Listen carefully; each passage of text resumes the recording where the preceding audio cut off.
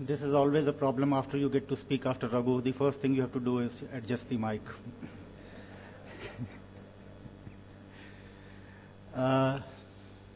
Dr. P.K.B. Menon, Chairman of ISBA, Mr. Peter Harmon, Mr. Rolf, Mr. Julian Webb in absentia. He is going to join us shortly. He is running from the airport right now. Professor Joshi, Chairman of our National Advisory Committee and a leading light for the incubation movement in India. Dr. Avasthi, Mr. Nalin Kohli, members of the National Expert Advisory Committee, Dr. Mahendra Pal, my fellow incubation managers, distinguished guests, the organizers of today's function led by Mr. Jawahar, Mr. Raghunandan, Geeta, and all others. Well, I take this opportunity to first of all thank everybody for giving me this opportunity to share Incubation India. Incubation India actually is an event, is not only this event, but actually it is something which cannot be talked about. It has to be felt, it has to be lived, it has to be experienced, and it has to be benefited from. Let me start with giving you a brief history of Incubation India. Well, we are in the 25th year of our incubation movement. We started way back in 1984. This happens to be the 25th year. Maybe we'll have a celebration events separately, but today, on a more serious note, when we started in 1984, the general ecosystem, the environment in the country was not as conducive as it is today for promoting industries. I'm not even talking about knowledge-based industries, even industries. The things changed in the year 1991 when the economy got liberalized. And when this liberalization came, the impact of which was felt in the year 1995. And then, all of you know, we had this Y2K problem. And there was a major shift in the IT industry at that point of time. It was at that point of time the world gained confidence in India's ability to deliver solutions. 1995, 2000, that was the era. More importantly, during this period, we as Indians got confidence in our own abilities to deliver, which was very important.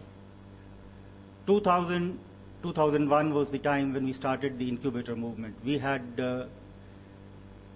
steps earlier. TREC step was one of the first steps to be promoted way back in 1984. Out of 16 steps which we had promoted initially, 9 of them did well, 4 of them, okay, their performance was just about all right, and there were others who were walking dead, not solely because of their own fault, but also because of the environment.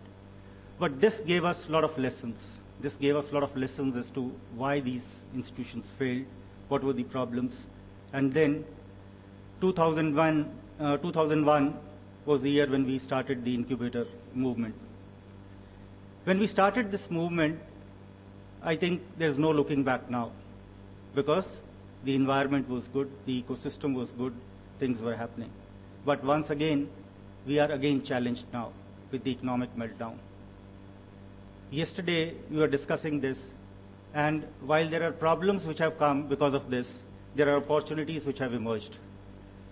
What we have noticed is that today there is greater degree of entrepreneurship, there's greater orientation towards entrepreneurship.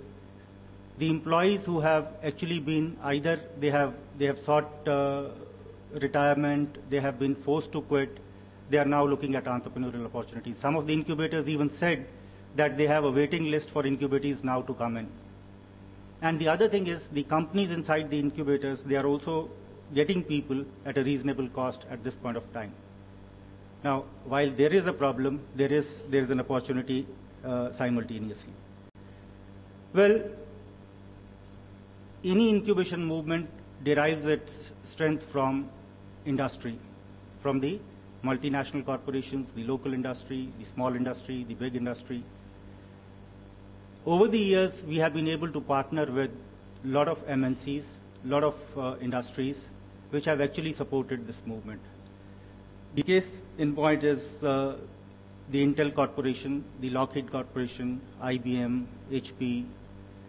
These are some of the institutions who have partnered with us in not only training the entrepreneurs, hand-holding the entrepreneurs, they have even partnered with us in providing training the trainers programs. We have a strong partnership both with Intel and with Lockheed. They provide us opportunity to get to some of the US universities where there are incubators and provide techno-entrepreneurship programs of a duration of 2 weeks plus. And we also do business plan competitions in association with these industries. Their managers help the entrepreneurs in preparing their business plans, getting finances, etc. I'm glad to share with you that about a month back, for the global, in fact 2 months back, in the global competition which was held at UC Berkeley, one of our teams, Polyskin, they were the winners there. This was a program which was supported by Intel, and this team, Polyskin, consisting of 3 youngsters, they have come up with a solution of producing a polymer-based artificial skin, which is available in the powder form, and it need not be kept in the refrigerated conditions. It can be taken to any places at any temperature, and depending upon the size of the wound, if it has a square shape, it can be spread in a square shape, and just the rectified spirit needs to be put on that, and it can be pre-medicated, and once the wound heals, it automatically comes off. And this team was the winner. And what was important here was that there are substitutes available, but they all require refrigerated conditions, septic conditions for their maintenance.